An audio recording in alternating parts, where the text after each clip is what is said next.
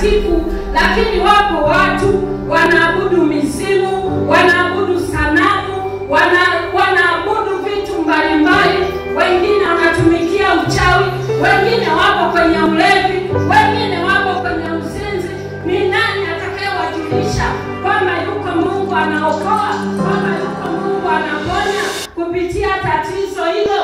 Tangaza matendo ya Mungu kwa watu, mataifa yamjue Mungu. Bwana Yesu asifiwe. Mataifa yatamjuaje Mungu kama sisi tunaselebuka au ndo tunasema tumeokoka na kumbe hatujaokoka? Tunasema tuna Yesu kumbe hatuna Yesu. Tunaona aibu kwa watu kutangaza haya matendo yake.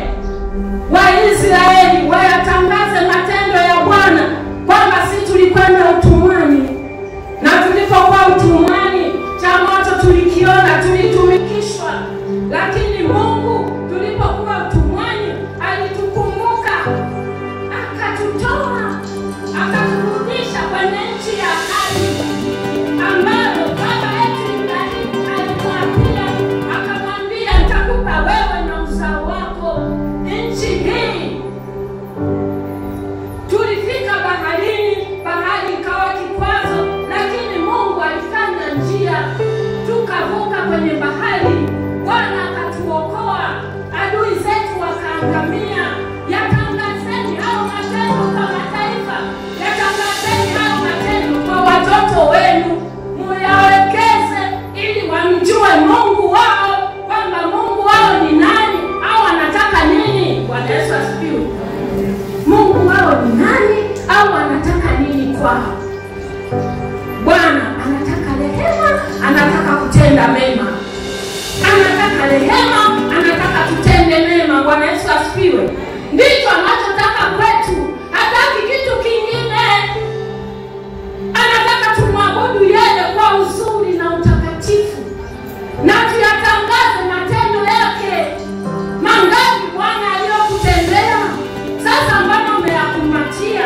Wapo watu wanateseka dhambini, lakini unasema hapana, mimi siwezi kusema. Hiyo kazi ya wainjilisti, kazi ya mitume na manabii. Mimi nitakwenda ibadani, nikamwabudu Mungu, nikisha mwabudu Mungu nitarudi, nitapumzika nyumbani kwangu, nitasubiri tena siku nyingine. Siwezi kuyatangaza matendo ya Mungu. Mimi naona aibu, na ukiona aibu, Yesu anasema atakayenionea aibu mbele za watu, nami nitamwonea aibu mbele za Baba yao. Yesu atakukataa kwa sababu wewe ulimwonea aibu kutangaza matendo yake ambayo amekufanya. Yesu naye atasema sikuchukua, kwa sababu kuna kazi nilikupa ufanye, lakini ukufanya. Tukisha kuwa watakatifu, tutangaze wema wa Mungu, tutangaze fadhila za Mungu, tutangaze, tusikae kimya. Bwana Yesu asifiwe.